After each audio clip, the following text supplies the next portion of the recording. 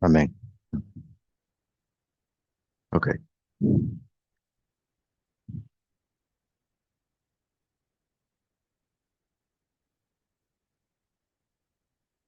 Sí, yo lo escucho bien. No sé si me están escuchando bien ahí. Sí, ok.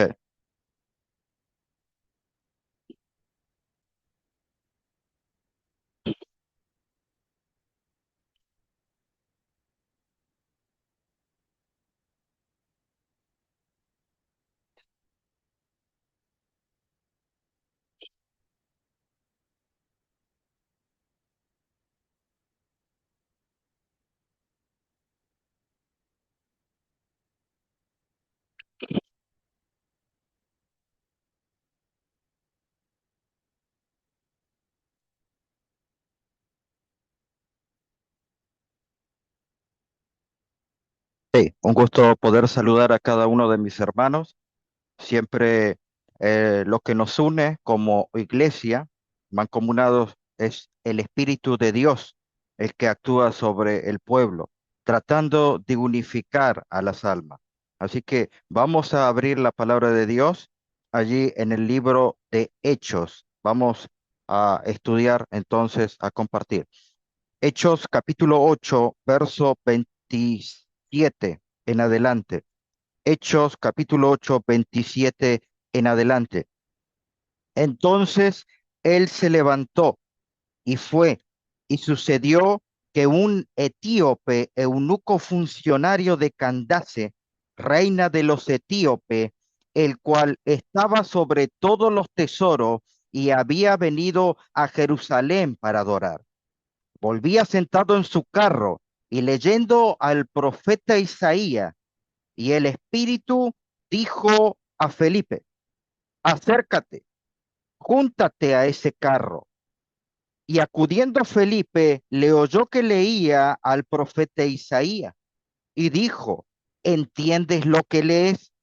Y él dijo: ¿y cómo podré si alguno no me enseñare? Y rogó a Felipe que subiese y se sentara con él.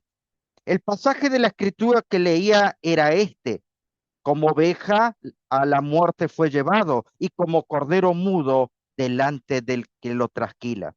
Respondiendo, versículo 34, el eunuco dijo a Felipe: te ruego me diga, ¿de quién dice el profeta esto? ¿De sí mismo o de algún otro? Entonces Felipe, abriendo su boca y comenzando desde esta escritura, le anunció el evangelio de Jesús.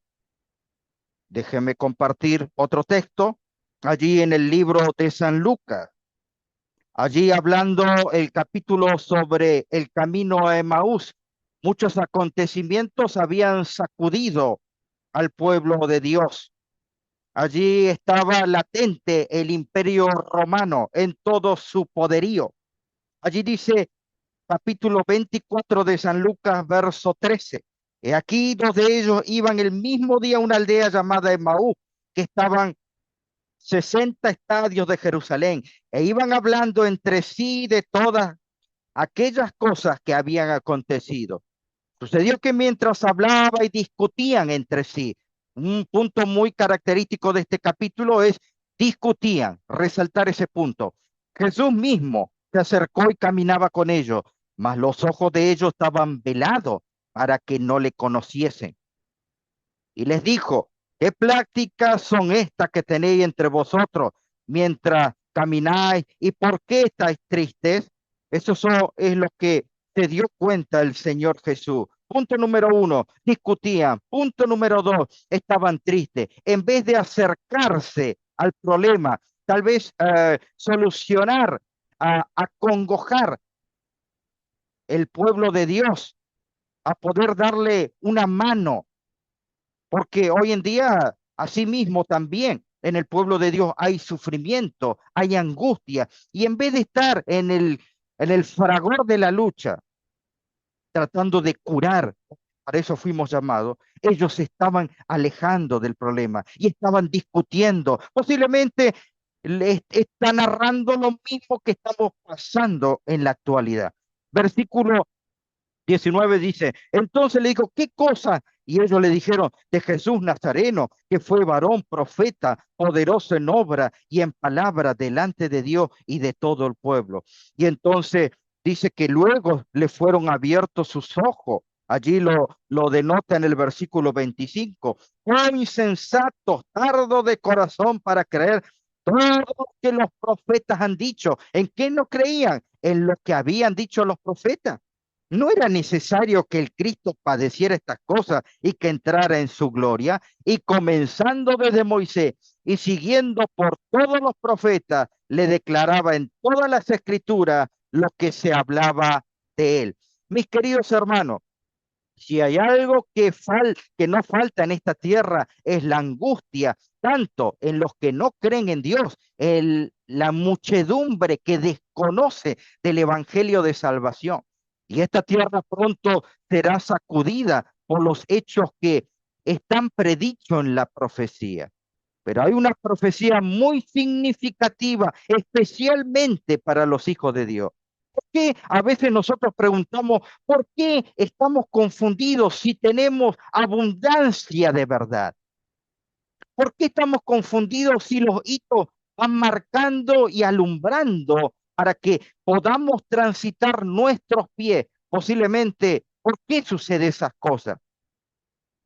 Una de las cosas que el Señor ha dicho allí en Primera de Corintios, capítulo 1, verso 7, de tal manera que nada os falte en ningún don, mientras esperáis la manifestación de nuestro Señor Jesucristo. Mientras esperamos, no hay nada que nos falte, ningún instrumento, toda dicha, toda gracia.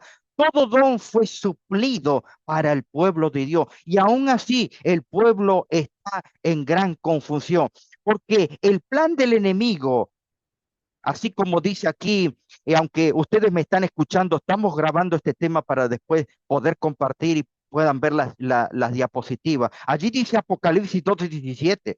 Entonces el dragón se enfureció contra la mujer, salió para hacer guerra contra el resto de la descendencia de ella, los que guardan los mandamientos de Dios y tienen el testimonio de Jesús, las características del pueblo de Dios. Esas son las características. Allí es interesante que en el libro Evento de los Últimos Días también marca esa característica. Pero entonces, ¿por qué hay tanta angustia entre el pueblo de Dios?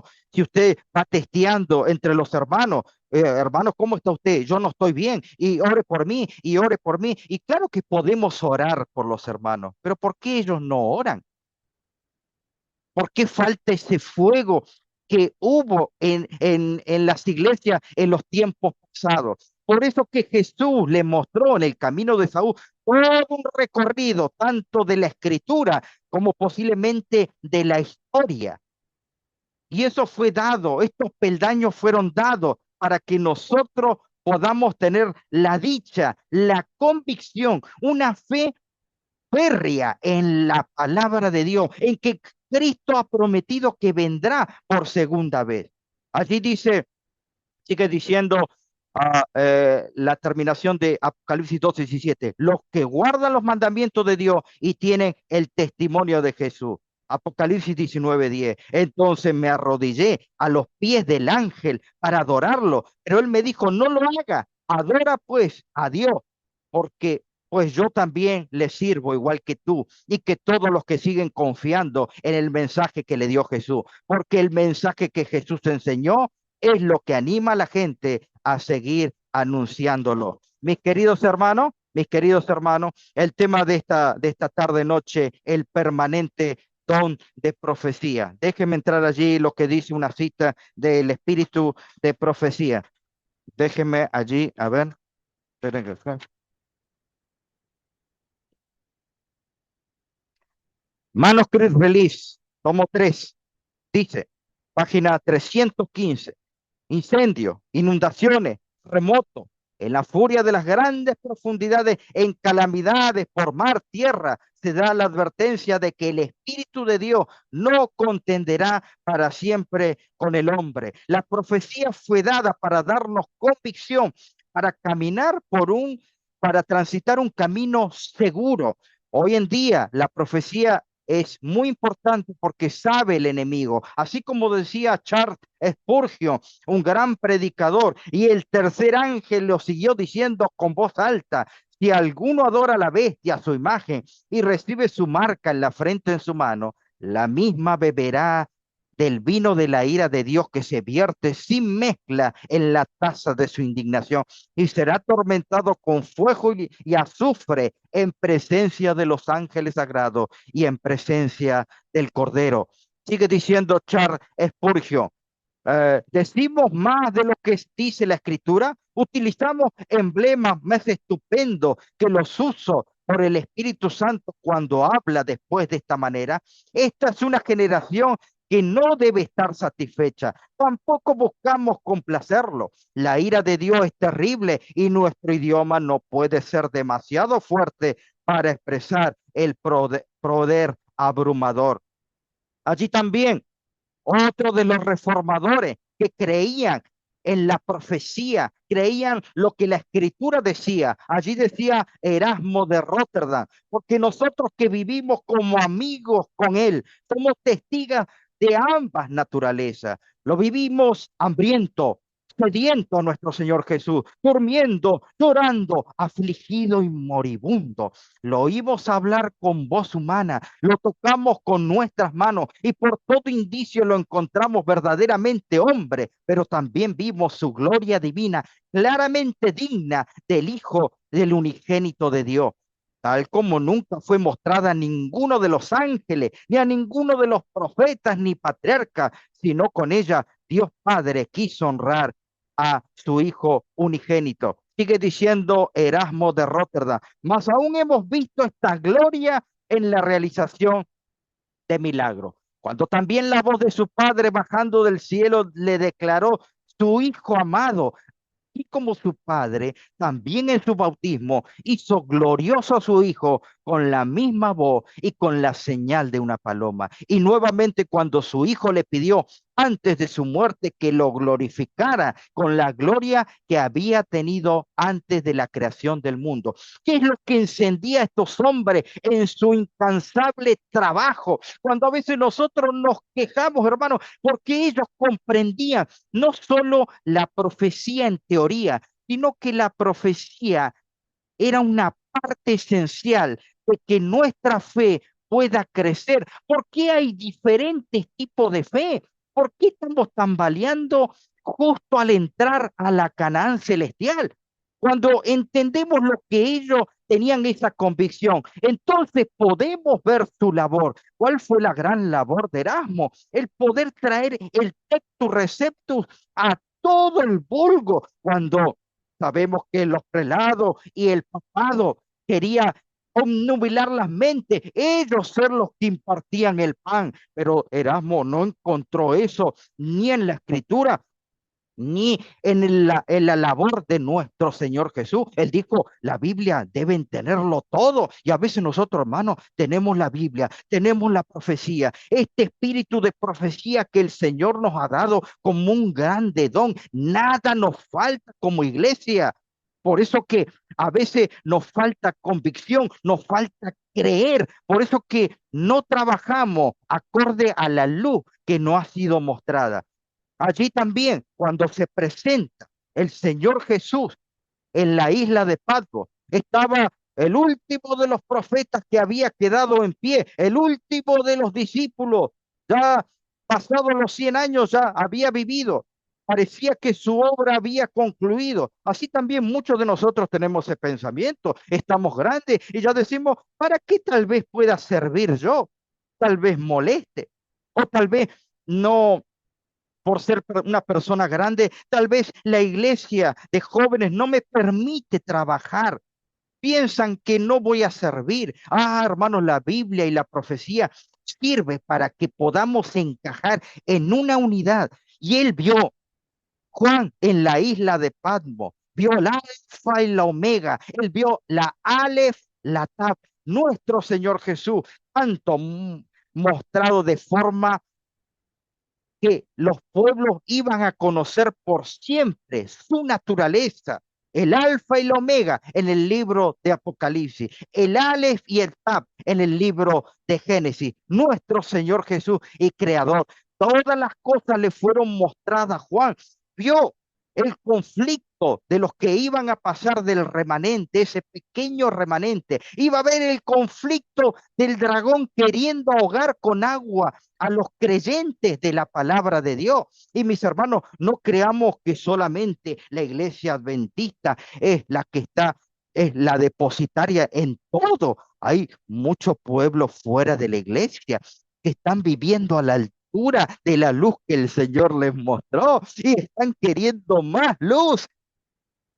Y nosotros a veces, por eso que estamos dormidos y la historia, la profecía, ese permanente don de profecía dado a hombres píos, sacrificando su vida a costa de todo, eso hace que podamos tener convicción. Vio las grandes glorias de la tierra renovada, vio los grupos de salvos que llegarán a las mansiones celestiales, se le dio de contemplar la tierra nueva, el árbol de la vida, allí la victoria del Cordero. Ah, mis hermanos, cuando alguno se sienta angustiado y todavía no crea de las cosas que va a suceder, échele un vistazo al libro del Apocalipsis. Deje que la profecía pueda fluir y vivir, no como teoría, hermanos, no como teoría, porque la profecía a algún momento va a cesar, Primera de Corintios 13, y lo que va a quedar es el amor, porque hoy en día se predica profecía sin amor,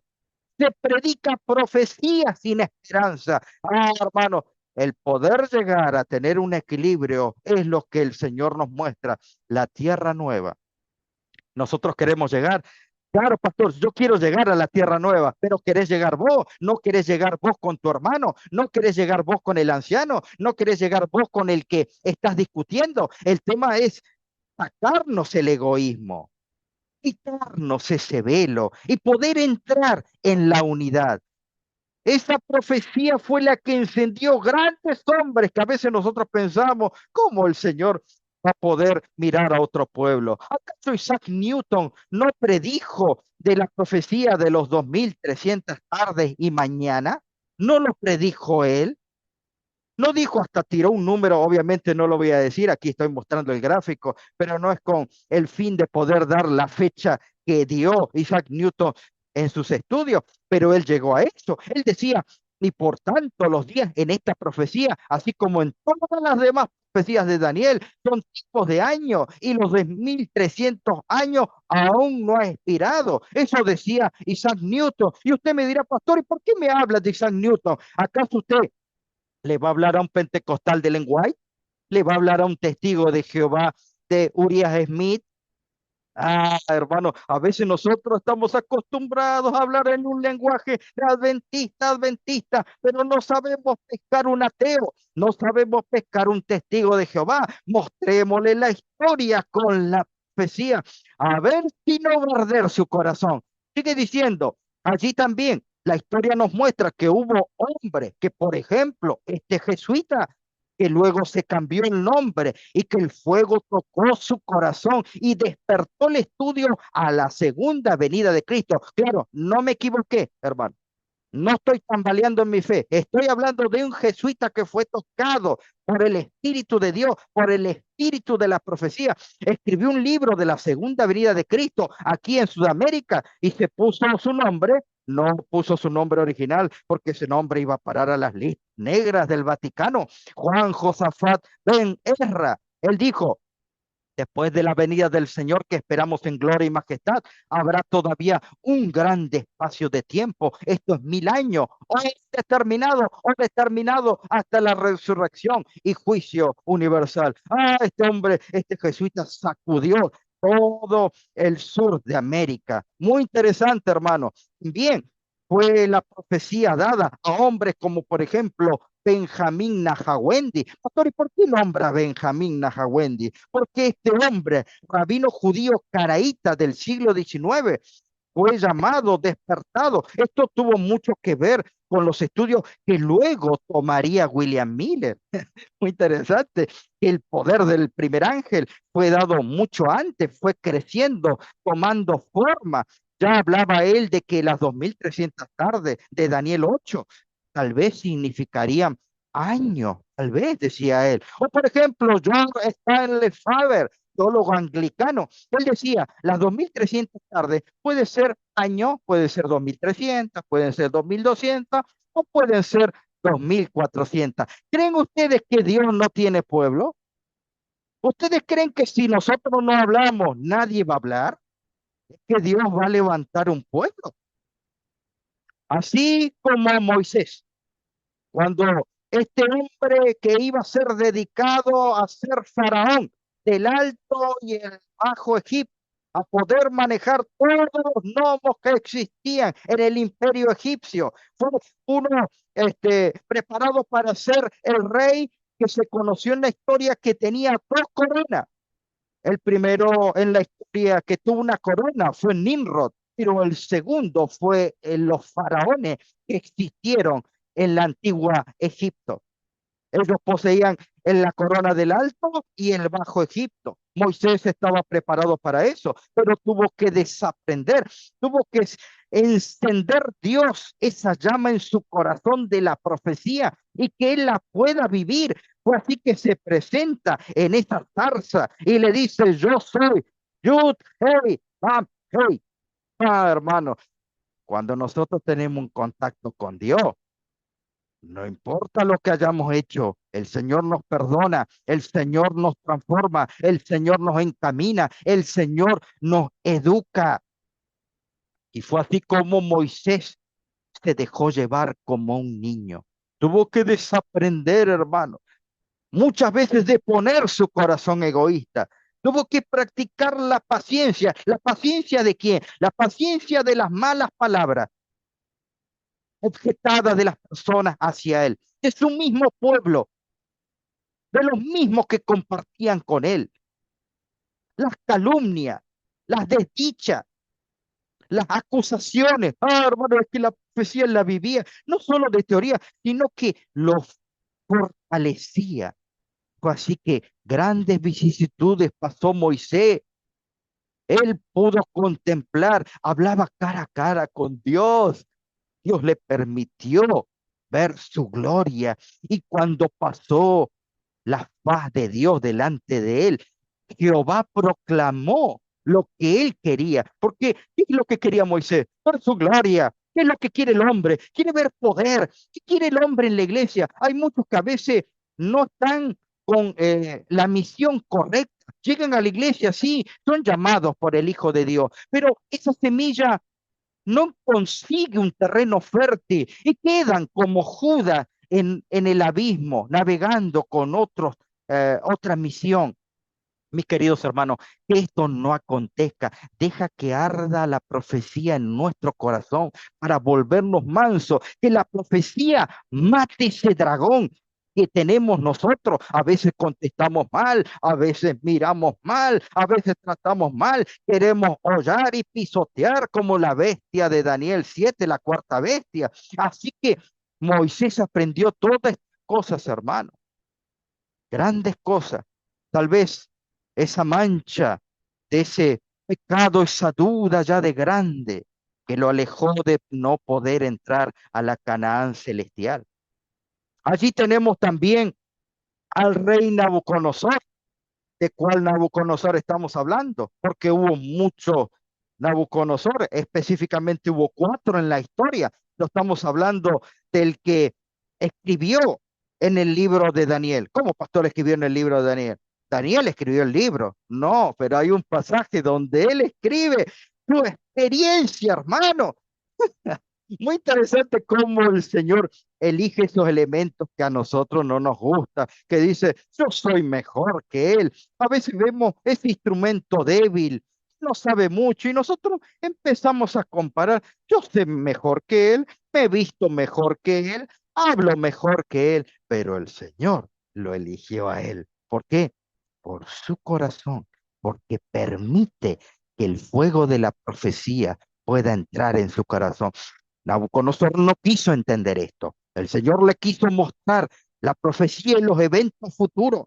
Él quiso ahogar a los siervos de Dios constantemente por leyes, permitiendo que alguien le diga, por no tener una mano firme. O así que allí en el libro de Daniel, allí en el texto donde dice el horno de fuego, él vio a un cuarto hombre deberían estar quemándose y él con sus propios ojos. ¿Y qué dijo? Bueno, algunas escrituras están mal traducidas y pone el hijo de los dioses, pero el texto original no dice así. El texto dice el hijo de Dios.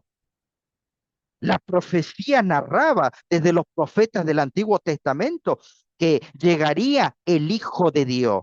¿Quién era ese Hijo de Dios? Bueno, ese título lo llevó Adán y luego sucesivamente otras personas hasta poder llegar en la persona del Señor Jesús, el que se hizo carne.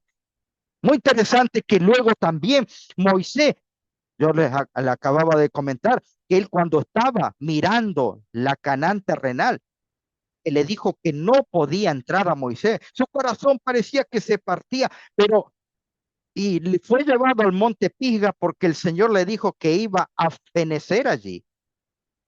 Hermanos, cuando el Señor decide algo, debemos prepararnos para escuchar y para aceptar. Pastor, pero yo escucho, una cosa es escuchar, otra cosa es escuchar y aceptar lo que el Señor dice. A veces tenemos que movernos simplemente, a veces sin entender lo que el Señor, porque siempre lo que el Señor nos da va a ser para beneficio. Lo bueno siempre va a ser para beneficio. Lo malo va a ser para nuestro aprendizaje. Deja que llegue lo malo, que lleguen los combates, deje que lleguen las calumnias, deje que le digan de todo, deje, porque eso va a hacer que nuestra vida sea transformada a la imagen de nuestro Señor Jesucristo. Cuando Moisés entendió que no debía desesperar, allí el Señor le muestra en visión,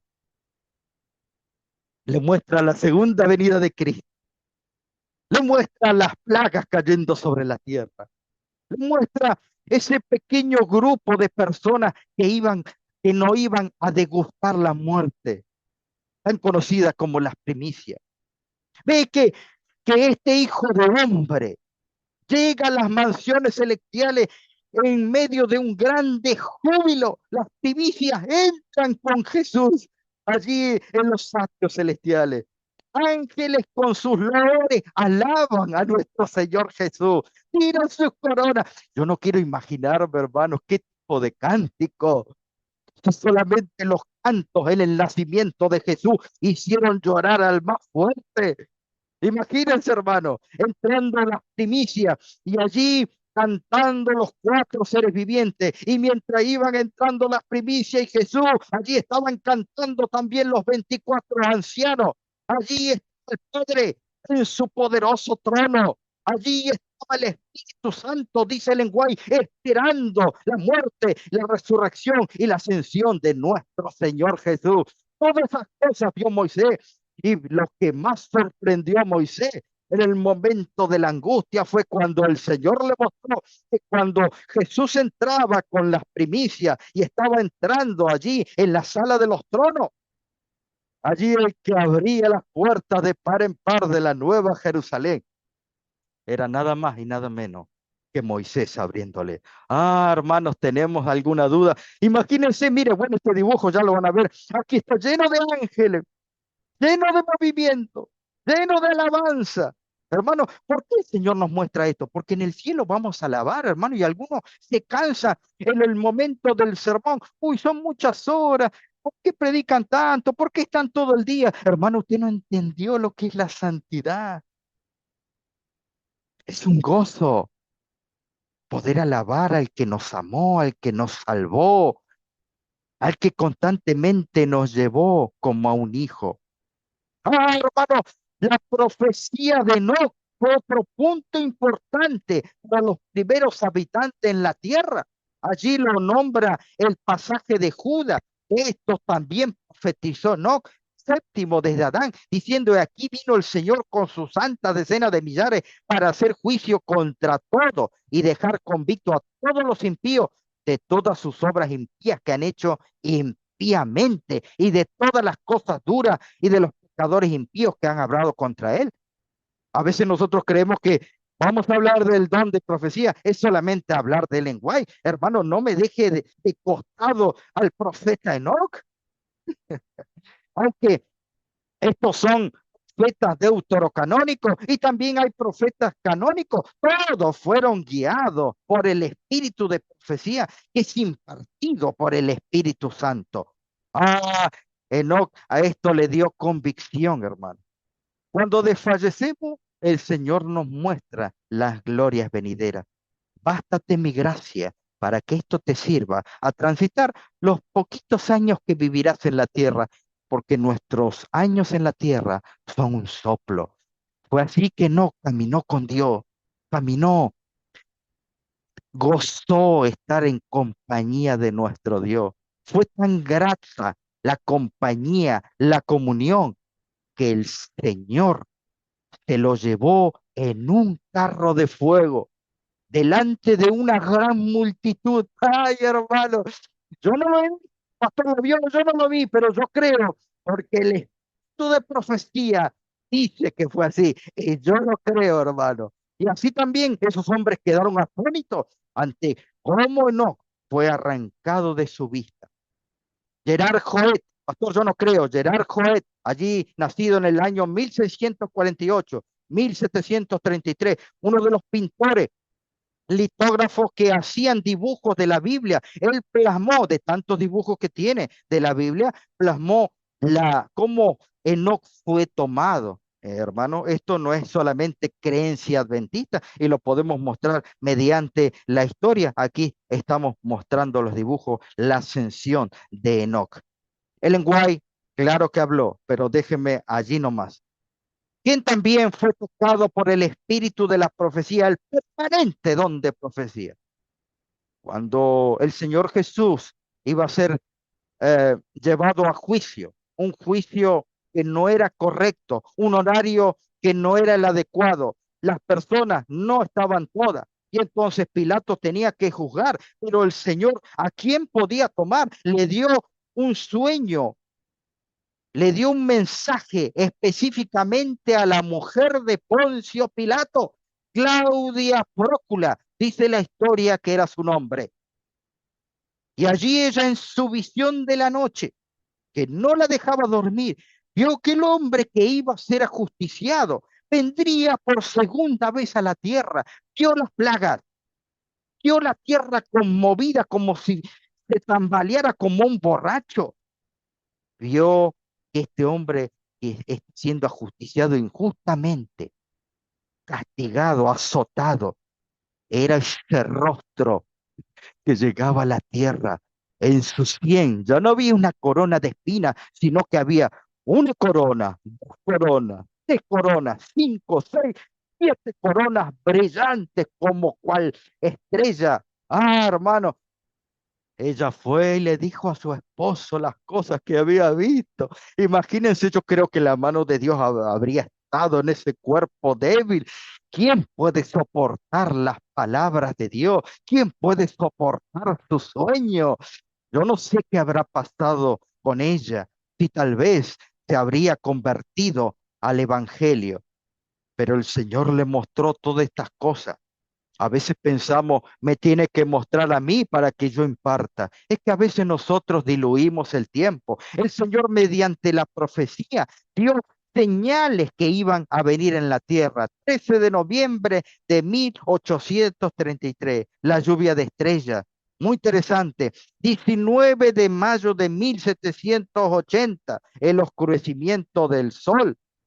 El otro punto importante fue el terremoto de 1755, específicamente en las costas de Portugal, aunque su espectro fue mucho más grande. Y esto no solo lo van a encontrar en el conflicto de los siglos, también el hijo de Ellen White escribió un libro, lo compaginó llamado El Rey que viene, y allí puso todas esas anotaciones mientras iba navegando por el río Casu en el sur de los Estados Unidos de América. Iba formando ese libro. Un día la visitó Lenguay y le ayudó a terminar el libro, El Rey que viene. Muy interesante, hermano. Estamos llenos de material para poder darle combustible a nuestra fe, mis queridos hermanos. Y también todas estas cosas de tantos estudiosos que me están quedando allí en el tintero fue lo que llega a William Miller. No crean que William Miller tenía capacidades diferentes a las nuestras. No piensen que él tenía una concordancia espléndida de la cual nosotros no tenemos. No piensen que su Biblia tenía comentarios y tenía la concordancia Strong. No, mis queridos hermanos, lo que él poseía era un corazón receptivo que estaba alejado de los prejuicios y él aceptó lo que el Señor le dijo mediante la profecía y la profecía vivió dentro de su corazón. Él dijo, nunca dijo William Miller que la venida de Cristo sería en el 44. Él habló del 43. Solamente él dijo, no dio ni día ni hora. Solamente dijo en el 43, según mis estudios, según mis cómputos, es la venida de Cristo. Y allí los astrólogos, recordando la profecía de William Miller, notificaron y dejaron contactado en la Nueva York Herald el 3 de abril y le colocaron el nombre.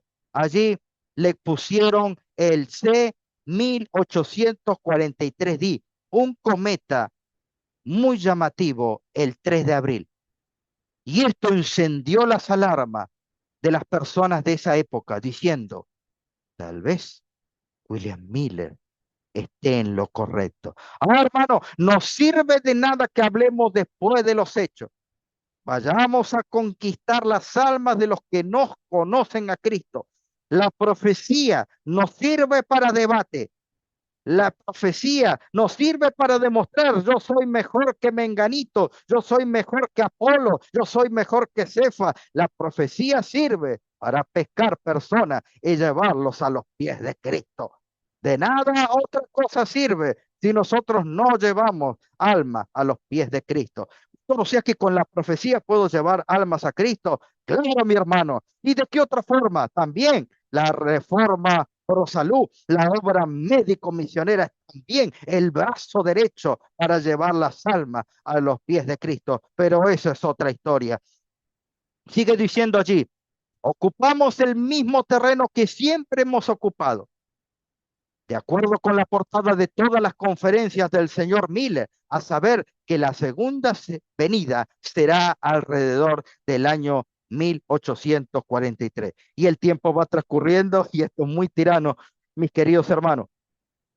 Allí, como les dije, luego terminaría ajustando los cómputos, el estudio de William Miller, dando allí un estudio de Samuel Snow como la última fecha ya corregida mediante el estudio del santuario, libro de Hebreos, Levítico 1844. Mis queridos hermanos, el terreno estaba preparado para que la profecía siga su curso, no se detiene, es continuo.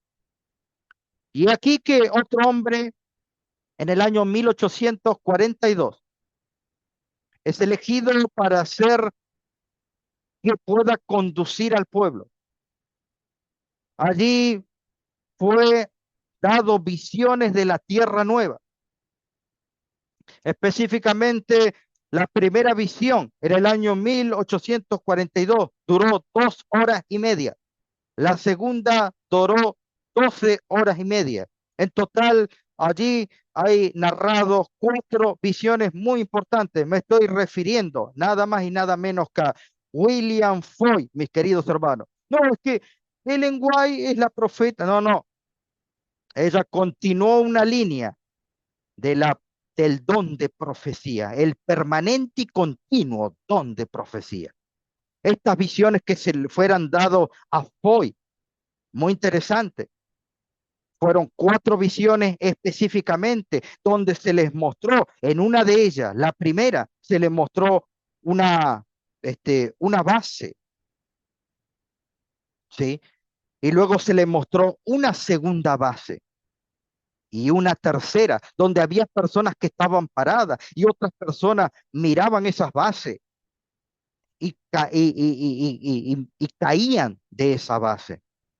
Él mucho no llegó a comprender por qué era esa primera, segunda base y la tercera, que luego eso conducía a la tierra nueva. Esas fue las visiones que le fueron dado a William Foy. Ahora, imagínense, él tenía que dar el mensaje.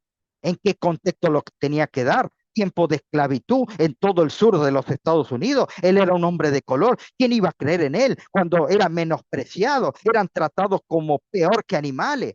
Hasta un sector de la iglesia tampoco entendía eso de que todos somos iguales, hermano. Así que no pida que en la actualidad también podamos entender lo que significa que todos somos hijos de Dios, o todos, Dios quiere la igualdad para todos. Cuando se levanta un señor feudal y dice, yo aquí mando y ustedes me van a hacer caso, todavía no lo entendimos, hermano. Eso pasa en todas las iglesias, en las pentecostales, en los testigos de Jehová, en los carismáticos, en la iglesia católica. Ah, hermano, eso lo sufren todas las iglesias. Ah, esas son las visiones que recibió William Foy, mis queridos hermanos.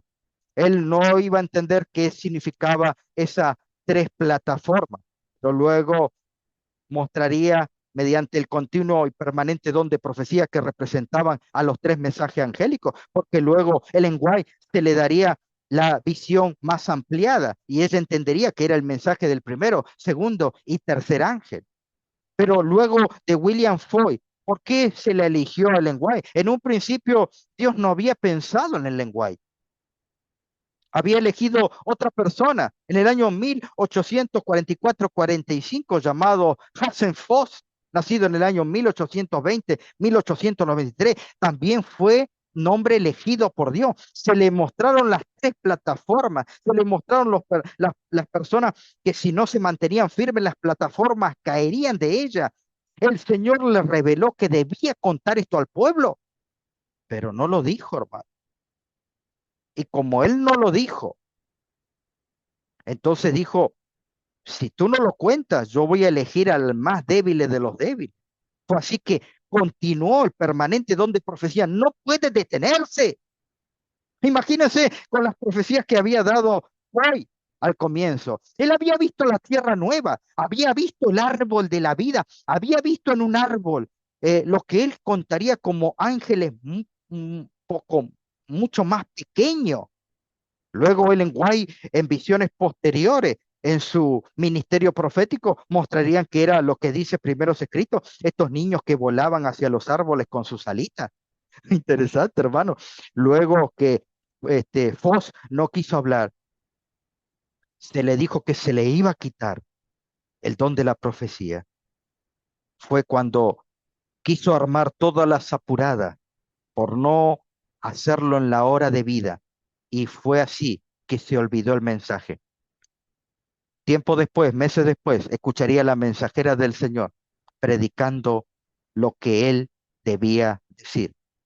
Por eso que era necesario, por lo que dice el libro de Apocalipsis, capítulo 10, verso 6, y el tiempo no sería más, el tiempo profético, versículo 9, y él me dijo, toma y cómelo, y te amargará el vientre, pero en tu boca te será dulce como la miel. Versículo 11, y él me dijo, es necesario que profetice otra vez sobre muchos pueblos, naciones, lenguas y reyes. Ah, mis queridos hermanos, cuando entendemos la historia de la denominación, ¿cuándo hubo un tiempo que la mano de Dios no estuvo? ¿Cuándo fue que su brazo se acortó, mis hermanos? Allí encontramos en Apocalipsis 10 y allí luego el gran despertar de esta iglesia milerita. Muchos habían salido de muchas iglesias y habían entrado a la unificación de este precioso mensaje. Las pancartas repercutían por todas partes de Cristo viene en gloria por segunda vez. Ah, hermano, todo esto mostraba el trabajo del papado en esta tierra. La iglesia y el Estado están haciendo ahora preparativos para el conflicto futuro. Los protestantes están trabajando en forma disfrazada para llevar el domingo al frente, dice Joya de los Testimonios, tomo 2. Ya estoy terminando. Déjeme un segundito más. Hay mucho, dice la Revival Herald, 1889. Hay muchos, muchos que están tranquilos como durmiendo. Dicen, si la profecía ha predicho la imposición de la observancia dominical, con toda seguridad la ley será promulgada. Y habiendo arribado a esta conclusión, se sientan en una serena expectación del evento, consolándose con la idea de que Dios protegerá a su pueblo en el día de angustia. Ah, mis hermanos, eso es aplicar mal la profecía. Y yo sé que somos un pueblo profético, pero nuestro mensaje es más compacto, hermano. A veces no entendemos todavía eso. Ya a una semana de terminar el 2024, no estamos entendiendo eso, mis hermanos. A muchos les gusta hablar de la profecía, pastor. Usted, no, a mí también me gusta hablar de la profecía. Pero hay cosas primarias y cosas secundarias. Lea Primera de Corintios 13. Está el amor, la esperanza y la profecía. Dígame qué es lo que va a quedar. Hoy en día hay hermanos que predican la profecía sin amor. Hay hermanos que oran por su tía, hay hermanos que oran por su madre, hay hermanos que oran por su estatus económico, pero no oran por el estatus económico del otro, no oran por el enfermo del otro. No, no, no, hermano. Así se ha vuelto la iglesia. La profecía a veces no llega a transformar. ¿Por qué? Porque es una profecía vacía sin Cristo. A veces hay muchas prédicas, dice el Señor, sin Cristo. Nuestra montañas como las de Gilboa. Se habla de mucha teoría, pero poco trabajo práctico, mis hermanos. Hay muchos desfalleciendo, hay muchos que necesitan tratamientos posiblemente de dolor de gastritis, migraña, muchas enfermedades, hermano. ¿Y dónde estamos nosotros? Se aproxima rápidamente el tiempo cuando el poder controlar las uniones laborales será muy opresivo.